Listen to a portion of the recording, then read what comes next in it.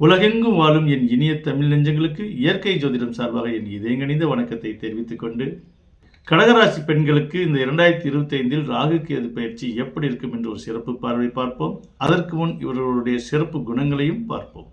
பொதுவாக கடகராசி என்பது காலபுருஷ தத்துவப்படி 4ஆம் இடமாகும். இந்த 4ஆம் இடம் ஸ்தானத்தில் தாய்மை குணம் கொண்டது.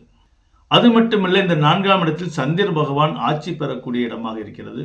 சந்திரன் என்றாலே மனோபாவகன், பெண்மையின் அடையாளமே இந்த சந்திரன் தான்.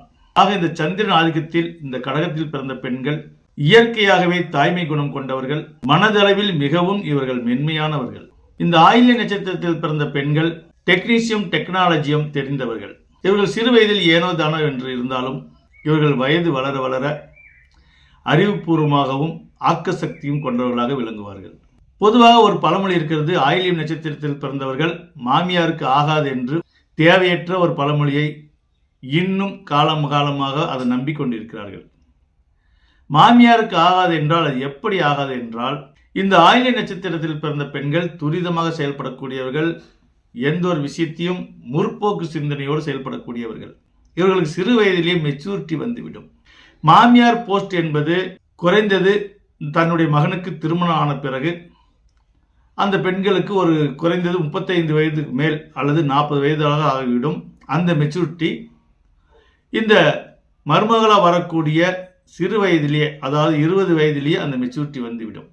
ஆக அவர்கள் யோசிப்பதற்கு முன் இவர்கள் யோசித்து செயல்படுவதால், ஒரே உரையில் 2 கத்திகள் இருப்பது வாய்ப்பு கம்மி என்பது போல 2 அறிவாளிகள் ஒரே இடத்தில் இருந்தால் அவர்களுக்குள் ஏட்டாப்போட்டியாகிவிடும். அதனால் என்னவோ ஆயில்ய நட்சத்திரத்தில் பிறந்த பெண்களுக்கும் மாமியாருக்கும் ஆகாது என்று சொல்லியிருப்பார்களே தவிர மற்றபடி தோஷத்தால் எந்த ஒரு பாதிப்பும் ஏற்படாது.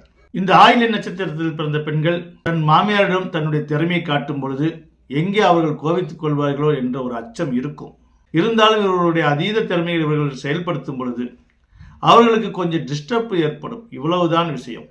அதனால் ஆயில்ய நட்சத்திரத்தில் பிறந்த பெண்கள் மாமியாருக்கு ஆகாது என்ற பழமொழியை இந்த பதிவுக்கு பிறகாவது இதனுடைய உண்மைத்தன்மையை நீங்கள் தெரிந்து கொள்ள வேண்டும். சமையல் கலையில் மிகவும் கெட்டிக்காரர்கள் இந்த ஆயில்ய நட்சத்திரத்தில் பிறந்த பெண்கள்.